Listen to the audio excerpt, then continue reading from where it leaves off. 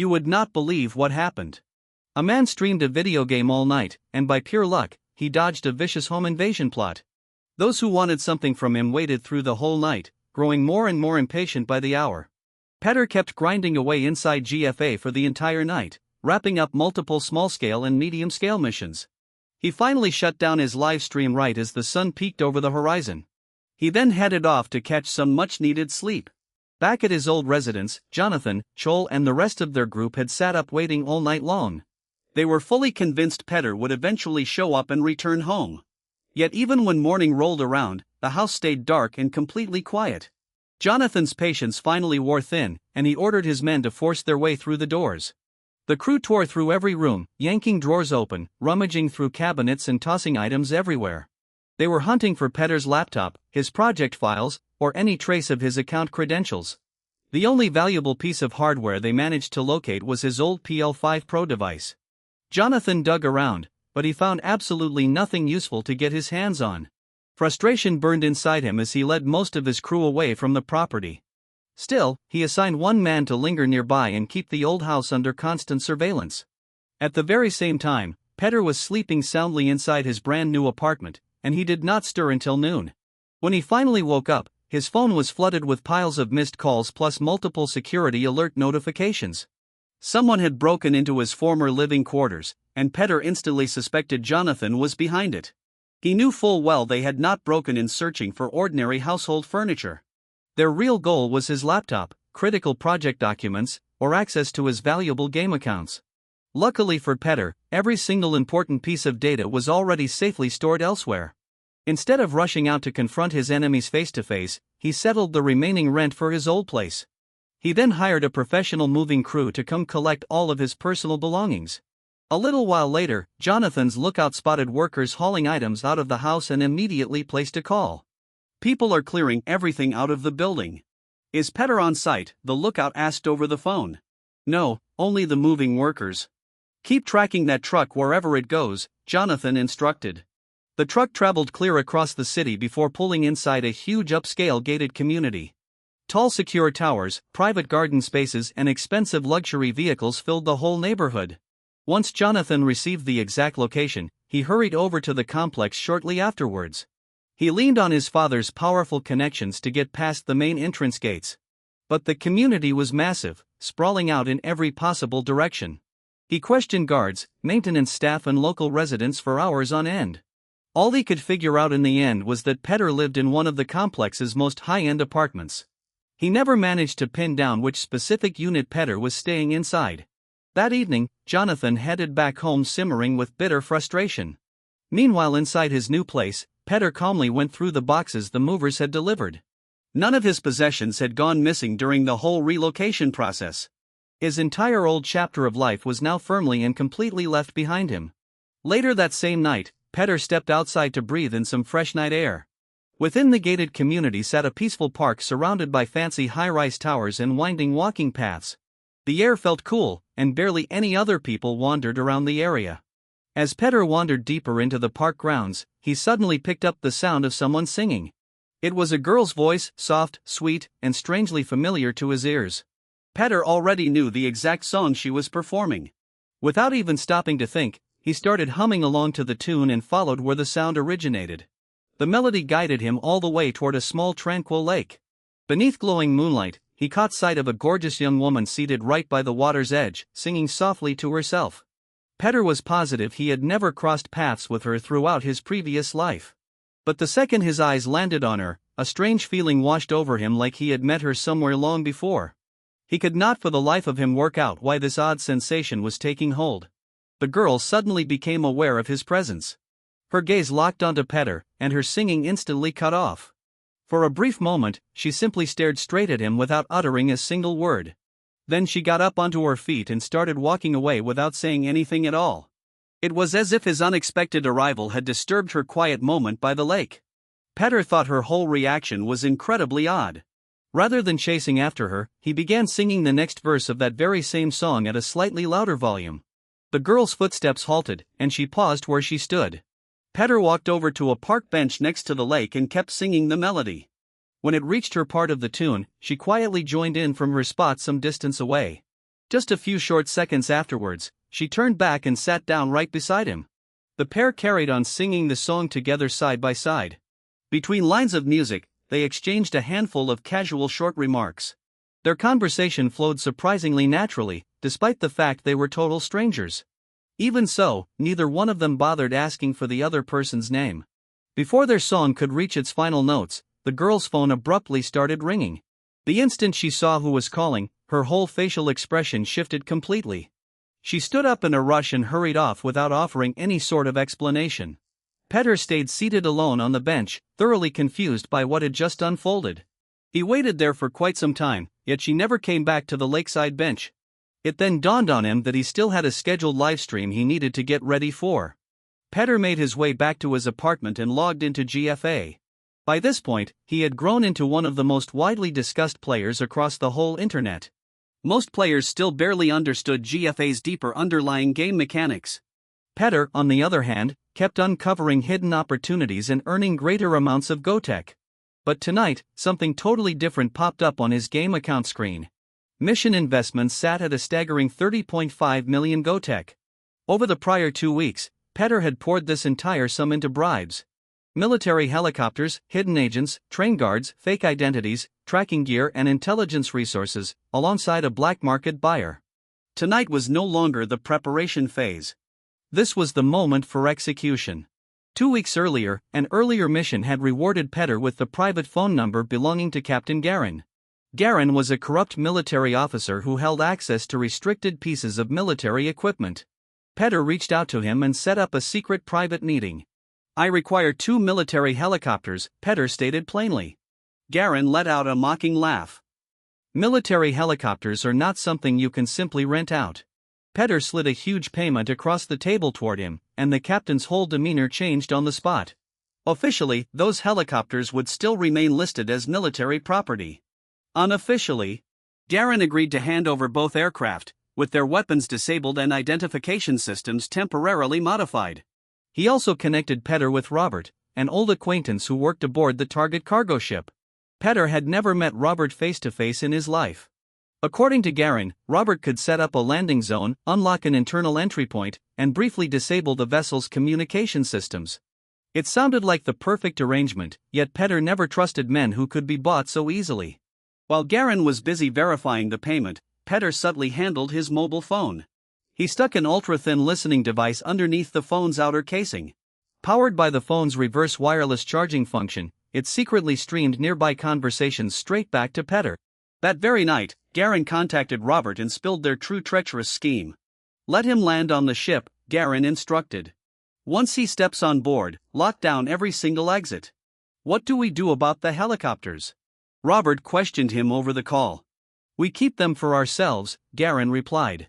Their plan was to capture Petter out on that ship and frame him for stealing 2 military helicopters plus attempting to hijack a cargo vessel. Garin would hold onto Petter's large payment, secretly resell both helicopters and rake in a second massive fortune. Robert would also demand extra cash in exchange for sparing Petter's life and letting him go free. They intended to profit off every single angle, while Petter took all of the blame for their crimes. But Petter had long anticipated this very betrayal. From that moment onward, he spent 2 full weeks keeping Robert under close surveillance. He hired a shadowy underground organization known as the Black Shadow Group. The Black Shadow Group handled every piece of the whole investigation. They tracked Robert's movements, mapped out the ship's inner layout, identified every crew member, and monitored every new person Robert brought on board. 2 of their agents snuck onto the vessel using fake identities and blended seamlessly in with the regular crew. When Robert later brought in 9 highly trained fighters to boost ship security, most of those men were secretly selected and paid off by the Black Shadow Group. Robert thought he was assembling a force to trap Petter. In reality, he was filling his own ship with Petter's loyal operatives. The Black Shadow Group also located Robert's family home and quietly kept watch over his loved ones. Petter held no desire to hurt any of them. Yet knowing their whereabouts gave him one final leverage point to force Robert into cooperating. The full scope of all these preparations cost Petter exactly 30.5 million GoTech. Should this mission collapse, he would wind up with absolutely nothing to show for all his spending. Petter then spent the following few days fine-tuning every detail of his master plan. He calculated the distance between the ship and his intended destination, gathered intel on everything stored within the cargo hold, estimated the vessel's total market worth, and worked out how much GoTech he could potentially earn. Through the Black Shadow Group, he dug into the background of every single person stationed aboard the ship. After 2 weeks of thorough preparation, the big operation was finally set in motion. Petter boarded one of the military helicopters together with Lucy and one additional companion. The second helicopter stayed hidden nearby, ready to serve as their emergency escape route. At last, the helicopter lifted off and took flight. Petter followed the pre-planned flight path displayed on his tablet screen. Before long, however, their internet signal completely cut out. From that point forward, they relied purely on their GPS tracker to keep heading toward their target destination. 2 hours flew by, and they finally arrived at the ship's position out at sea. Robert had been sending over its coordinates and had already readied the landing area. Once he finished up his call, Robert alerted his men and laid out the next stage of his treacherous plot. All they needed to do was wait for the ideal moment to spring their trap and take Petter prisoner. This military-grade helicopter ran far quieter than standard aircraft models. It glided through the dark night sky and touched down safely onto the ship without triggering any alarms. Petter stepped onto the vessel alongside his 2 traveling partners. Robert greeted them with a wide, friendly-looking smile across his face. Petter stared back at him with complete calm. "Bring the ship's captain in here right now," Petter ordered. Of course, Robert answered politely. As he kept speaking in a courteous tone, he slowly stepped backwards and quietly locked the room door shut. A moment later, 9 guards filed into the enclosed space. None of them carried firearms. These were hand-to-hand combat specialists hired to subdue Petter without damaging the valuable ship. Robert's warm smile faded away entirely. "Kneel down," he commanded. Petter and his companions offered zero resistance and slowly sank down onto their knees. Believing he had already secured total victory, Robert laid out his entire scheme out loud. He and Garin had never had any intention of handing the ship over to Petter. They planned to capture him, seize the helicopters, and accuse him of stealing restricted military hardware. Robert operated under the false assumption that Petter had only brought along 1 helicopter. He also demanded further payment if Petter hoped to leave this ship alive. Petter stayed silent and simply let him finish spilling every detail of his plot. A tiny hidden camera built into one of Petter's shirt buttons recorded every second of this confrontation. Robert's full confession, Garin's involvement, and the ransom demand were all captured on video. The second Robert finished his speech, Petter slowly rose back onto his feet. "Don't you dare move," Robert warned sharply. He shouted for his guards to stop Petter, yet not a single one of them made the slightest move. Robert glanced all around the room, utterly confused by what he was witnessing. Petter gave him a faint knowing smile. "All 9 of these men work for me." The guards spun around and turned their full attention toward Robert. Realizing he had walked straight into a trap, Robert pulled out a deadly firearm.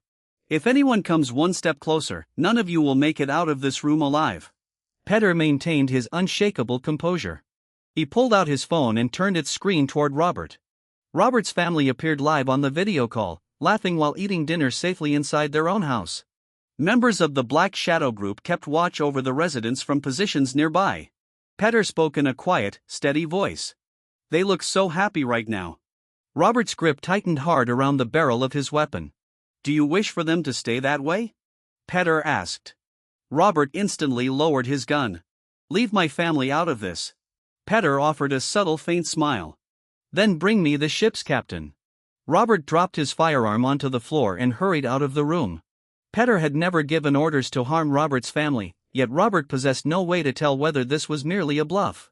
A couple of minutes passed, and Robert returned with the ship's captain in tow. With Robert forced to cooperate and the 9 guards already under Petter's command, taking control over the rest of the ship went extremely quickly. The remaining crew members were rounded up and securely locked inside one single room. Petter now held full command over the entire cargo ship. Still, he understood Garin was still monitoring every movement the vessel made out on the open ocean. Repainting or altering the ship's appearance while out in the middle of the sea was completely impossible. For that reason, Petter ordered his operatives to shut down every GPS tracker, communication module and external signal device. The ship vanished completely off all digital monitoring networks. Lucy walked into the ship's control room and studied all of its complicated control panels.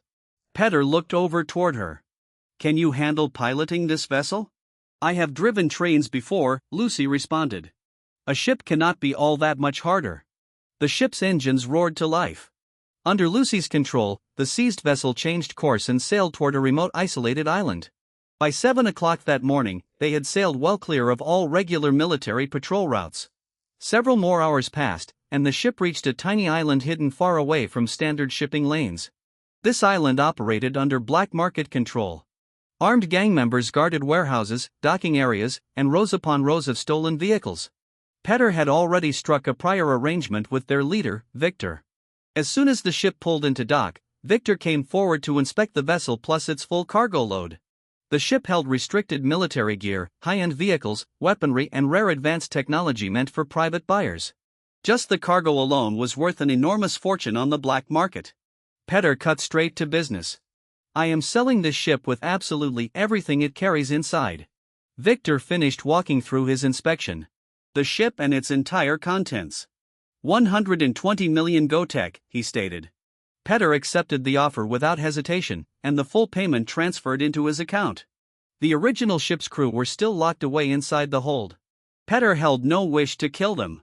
Victor supplied a small boat loaded with enough fuel and supplies for their long journey back home. Petter set every single person free, including Robert, and told them to sail back to their home country. Robert stared at Petter in total disbelief. After betraying Petter so ruthlessly, he had expected this would be his final journey. Petter simply let him depart unharmed. Before departing the island, Petter directly transferred 20 million gotek right into Captain Garen's bank account.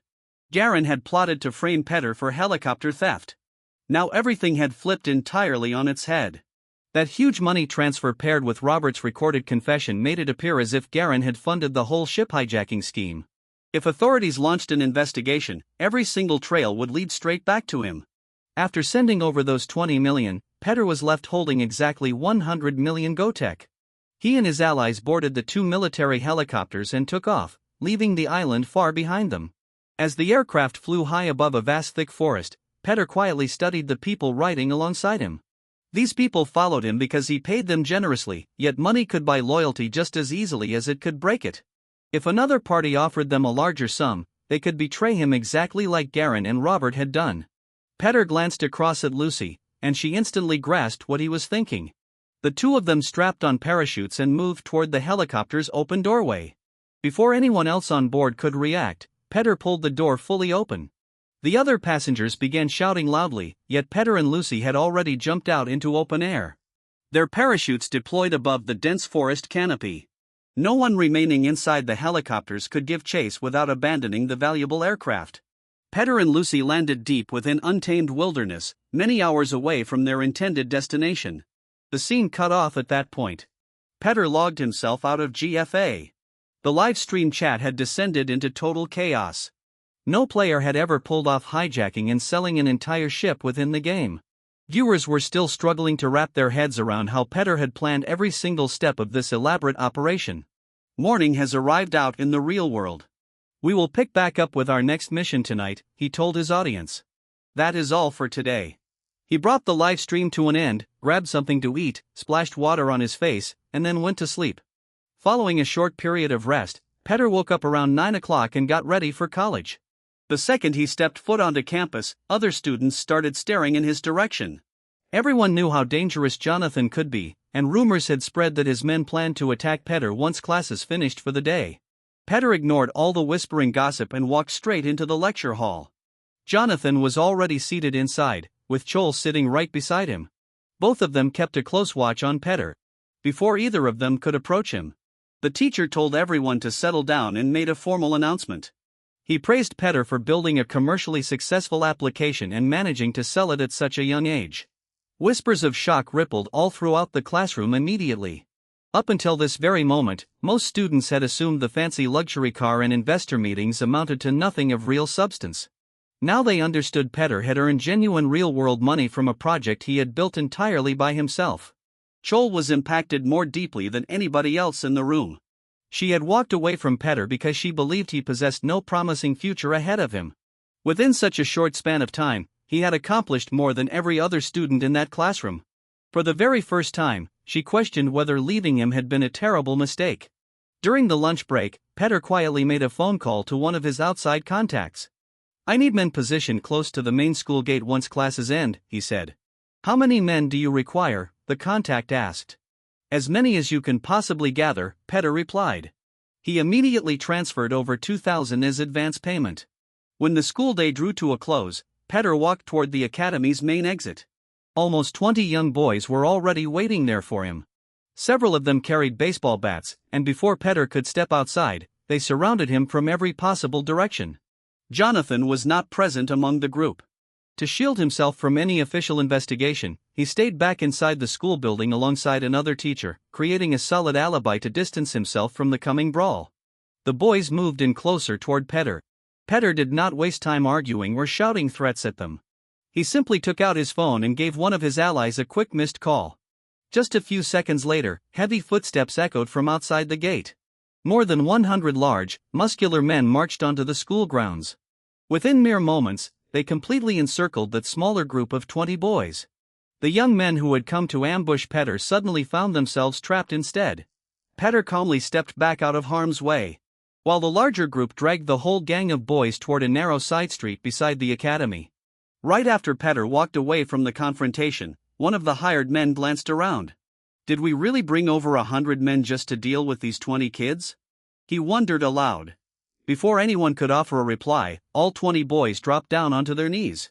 We are so sorry. Please let us go. We will never go near Petter ever again, they begged. One of the large hired men folded his arms across his chest. You made 100 of us travel all the way out here. Do you really think we will leave without getting something to eat? The boys quickly called Jonathan over the phone. Jonathan picked up happily, expecting to hear news that Petter had been beaten. What is going on? Is it finished? Silence came from the other end of the line for a short moment. Then one of the boys quietly explained everything that had just taken place. Jonathan was left utterly speechless. A moment later, one of Petter's hired men took hold of the phone. Your associates summoned us here. Now somebody has to cover the bill for all of our meals, he said. Jonathan stayed silent for several long seconds. Without putting up any fight, he transferred over the required money. Only once the payment cleared did Petter's men allow those 20 boys to leave. Meanwhile, one of the academy's security guards had alerted the school principal. By the time the principal reached the main gate, the entire crowd had already vanished. Only Petter remained behind, casually eating a Mr. Beast chocolate bar. The principal glanced all around the empty area. Is there some kind of trouble here? Petter shook his head. No, sir. Everything is perfectly fine. At that exact moment, a premium taxi pulled up to the curb nearby. Petter thanked the principal, said his goodbyes, and climbed inside the taxi. From some distance away, Joel had watched every single part of this whole incident unfold. She could barely comprehend just how drastically Petter had transformed. He now had money, unshakable self-confidence, real influence, and crowds of people ready to show up at just one quick phone call. As the taxi drove off into the distance, Joel came to a firm decision. She intended to confront him face-to-face later that very same night. Petter got back to his apartment, showered, ate some food, and relaxed for a while. In the meantime, Joel traveled over to Petter's old house. Only then did she discover that Petter had already moved out long ago. Jonathan had known this fact yet had never bothered telling her. After asking multiple people around the neighborhood, she eventually tracked down the location of his new luxury-gated community. That night, Joel arrived outside the enormous upscale complex. The property was gigantic, and the security guard refused to grant her entry. I am here to meet Petter, Joel told him. Do you hold an official invitation? The guard questioned. No, but please tell him Joel is waiting out here, she insisted. The guard contacted Petter's apartment building. Petter held zero desire to meet up with her. Inform her I am busy right now, he instructed. Once the guard passed this message along, Joel refused to walk away immediately. She lingered outside the gates, clinging to hope that Petter might change his mind eventually. The hour had grown very late, and the community was extremely far from her own home. Petter did not want unnecessary drama or commotion happening right at the main entrance. So he arranged for a premium taxi to safely drive her all the way back home. Joel stepped into the car with tangled, conflicting feelings swirling inside her. Petter had rejected her request to meet, yet he still made certain she arrived home safely. Rather than viewing this as basic common decency, she misread the gesture as proof of lingering romantic affection. She convinced herself Petter had not completely erased her from his heart. Later on that night, Petter headed back toward the park within his residential complex. He wandered around for a long stretch of time, hoping he would hear that mysterious girl singing once more. But she never showed up. He did not even know for certain whether she lived inside this community or had only been visiting on that one special night. The days that followed passed by in quiet calm. Back inside GFA, Petter returned to his base and focused on tackling smaller-scale missions. His MeTube channel kept growing larger, and his subscriber count soon crossed the 500,000 mark. Even with his surging online fame, he kept his real-world identity completely hidden. He did not want the public linking the famous GFA streamer to the ordinary college student known as Petter. Jonathan noticed Joel's shifting attitude, yet he tried his best to ignore it. After witnessing Petter's wealth and influence, he no longer dared challenge him out in the open. Still, he had absolutely no plans to give up on his grudge. Sooner or later, he would find some other method to trap and take down Petter. Petter also started skipping college on occasion, claiming he was busy working on brand new personal projects. Almost every single evening, he returned to that park and waited beside the lake. Yet that mysterious girl never appeared again. An entire full week went by. Then Petter received a strange anonymous email. It contained barely any written message, only a verified official logo and a private personal invitation. This email came straight from the company responsible for creating GFA. They wanted Petter to come meet the highest-ranking leader of their entire corporation. The instructions they provided were straightforward. The very next morning, Petter simply needed to reach a spot close to his residential complex. The company would take care of every single detail from that point onward. Petter contacted one of his friends and asked him to handle any important school-related matters on his behalf. The following morning, he arrived at the specified meeting location. A large black luxury vehicle waited there, guarded by 2 security men. One of the guards showed Petter an official letter bearing that exact same company logo. After verifying its authenticity, Petter climbed into the back of the car. At that same moment, Joel was making her way toward Petter's gated community. She had planned to wait outside and confront him the moment he left his apartment. Before she could get close enough, however, she spotted Petter stepping into that black luxury vehicle. The car drove away before she could reach him. Once more, she had missed her chance to speak with him. As she watched the vehicle vanish down the road, Joel realized Petter was slipping further and further out of her reach.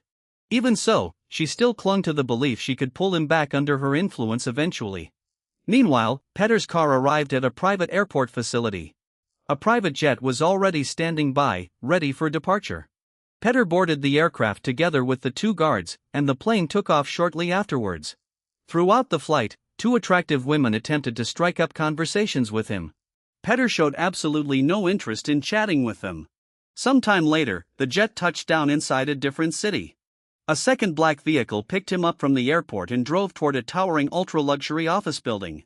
Petter entered the premises under heavy security and was guided through multiple quiet, empty hallways. Finally, he was led into a spacious bright white room. It did not look like a standard corporate office at all. It functioned more like an exclusive private reception lounge built for very important guests, furnished with high-end furniture, soft gentle lighting, and total silence all around. Petter sat himself down upon one of the sofas. Now he could only wonder why the actual creators behind GFA had personally summoned him here. A few moments passed, and the large double doors swung open. A tall, handsome man walked into the room. He appeared to be roughly 60 years old, yet he kept a slim, disciplined, well-kept physical build. His hair held a refined mix of gray, black and white strands. Several other people followed right behind him. 3 young men walked among their group. Then a stunning young woman stepped in beside them. The instant Petter laid eyes on her, his whole facial expression shifted. It was the girl he had met in the park. The girl he had searched for night after night without any success. She also recognized Petter, and a flicker of surprise flashed across her eyes. Neither of them spoke a single word out loud. But both of them understood their brief lakeside encounter had not been the end of their story. The GFA chief executive and his companions sat down on the sofa position directly opposite Petter. The older man occupied the center spot. With Luna, the blonde-haired young man, plus the 2 other boys seated beside him. Petter quickly observed that the blonde young man kept glancing repeatedly over toward Luna, trying desperately to grab her attention. Luna completely ignored every single one of his attempts. The GFA boss finally began to speak. In such a short amount of time, you have grown world famous. You completed missions far earlier than our development team ever anticipated, including some so deeply hidden that even many of our own staff barely knew they existed. His gaze stayed locked firmly on Petter. You operated with incredible precision. It almost felt as though you had already run through these missions before. I have watched every single one of your uploaded streams. So tell me, how exactly did you manage all of this? Petter stayed quiet for a short moment. Intuition. Perhaps just pure coincidence, he answered. The people seated beside the boss frowned in response to that simple reply. I had no idea those missions could be solved in such ways. I simply followed the game content and trusted my gut whenever something felt right, Petter explained. His answer was far too basic to satisfy the assembled group. They had expected some kind of secret special method, not an explanation built on instinct and random luck. Petter did not care whether they believed him. He calmly lifted his teacup and took a slow sip. The boss, however, possessed far too much experience to buy that story. Petter was clearly hiding vital information, yet he would never reveal it in front of this whole crowd. Instead of pressing him harder, the older man switched his line of questioning. Very well. Then perhaps you can help us improve GFA. Tell us about any glitches or ideas you have that could make this game a better experience. Petter set his teacup back down onto the table surface. Of course I can. He proceeded to list software bugs that even the official developers had never uncovered. The first glitch involved a water gun.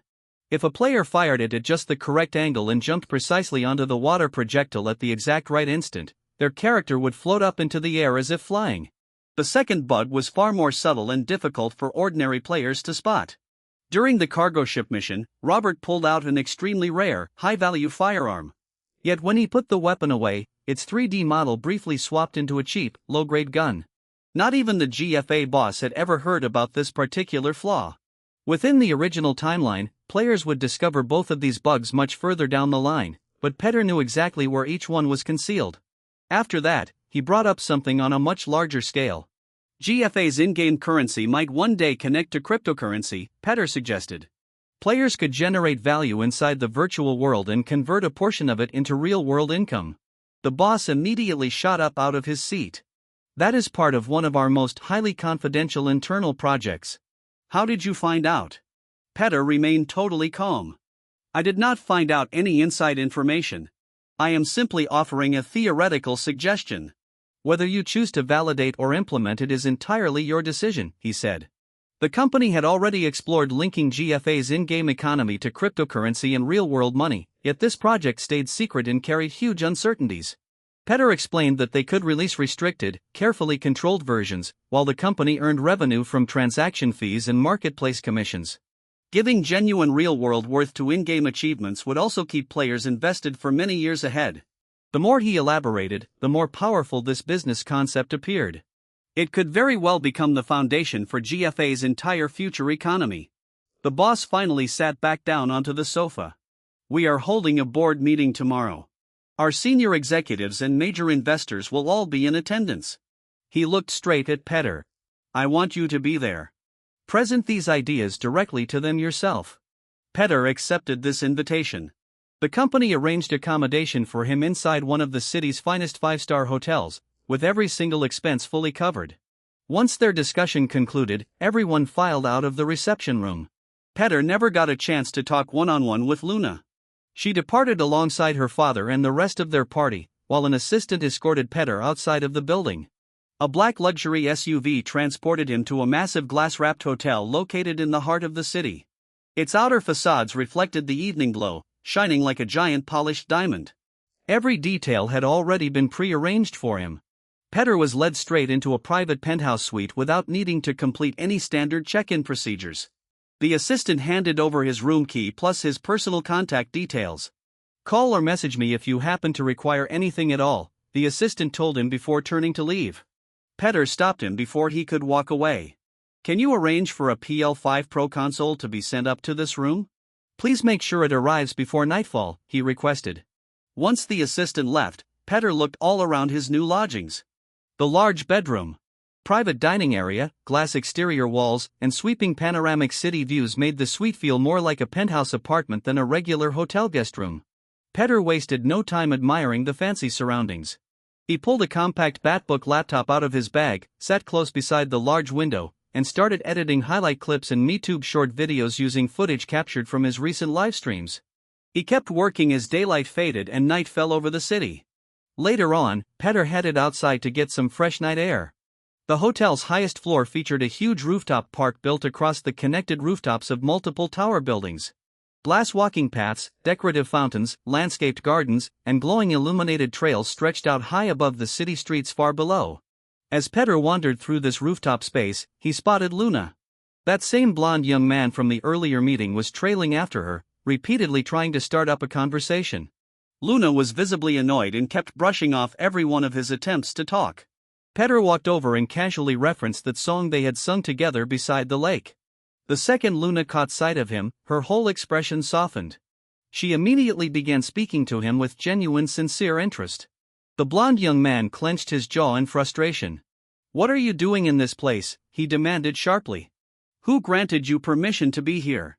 Before Petter could give any sort of reply, Luna stepped forward and intervened. "He is an official guest of our company. Do not speak to him in such a disrespectful tone," she told him. She looked directly toward the blond young man. "I already know him, and I wish to speak with him privately. Please leave us alone." He could not argue against her words. He shot Petter a hostile glare before storming off. Now that they were by themselves, Petter finally asked the questions that had lingered in his mind. "What brought you here tonight, and what were you doing inside the park near my apartment that night?" Luna explained that her family owned a large ownership stake in that luxury residential complex. That residential district was called Golden Singera Society. Her father had placed its management under her supervision so she could gain hands-on experience and sharpen her business judgment. She had visited on that night to carry out an inspection tour of the property. Petter felt genuine surprise upon hearing this news. Luna was the billionaire GFA owner's daughter, and despite her young age, she already oversaw one of her family's biggest real estate assets in an unofficial capacity. Even learning this huge fact, Petter's behavior never shifted in the slightest. He grew neither nervous nor desperate to impress her. He simply kept chatting with her in his natural, ordinary manner. Luna took note of this unusual trait. Nearly everyone changed their whole demeanor the moment they learned who her family was. Petter did not, and his quiet self-assurance made her feel far more relaxed in his company. The pair continued strolling through the rooftop garden, gradually learning more personal details about each other. Almost 30 minutes went by before Luna's mobile phone started ringing. The instant she glanced at the screen, she understood she needed to take her leave. Unlike their first awkward encounter, however, she did not vanish without saying a single word. "Goodbye, Petter," she said. That small thoughtful gesture left Petter feeling unexpectedly pleased. Petter remained behind inside the rooftop park. Almost every person wandering around him appeared extremely wealthy.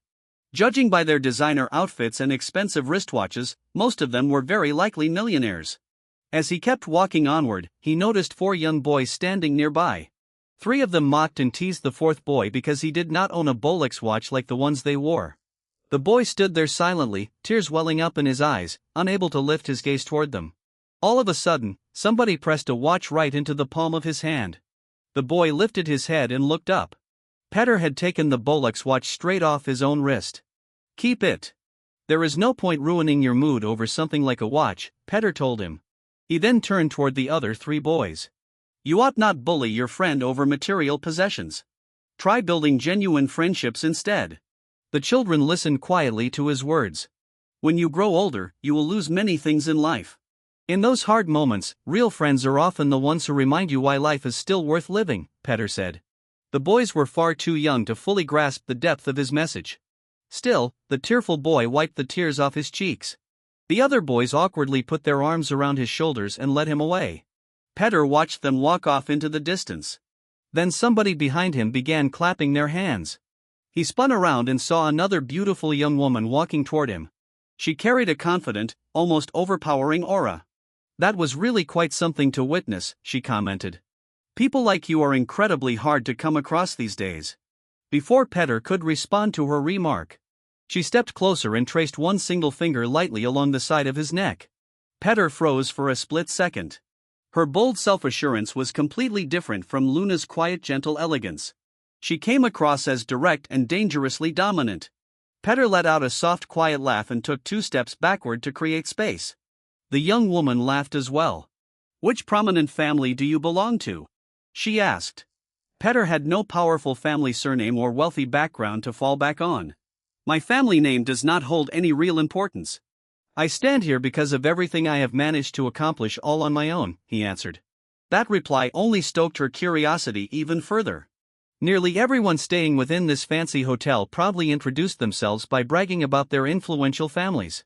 Petter showed zero interest in doing exactly that. She glanced toward the group of children walking away in the distance.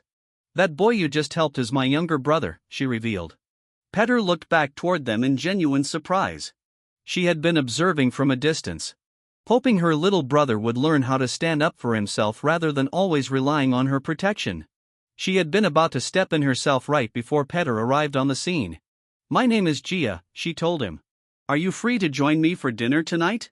Petter had a live stream scheduled for later, but for the time being, his schedule was open. He accepted her dinner invitation.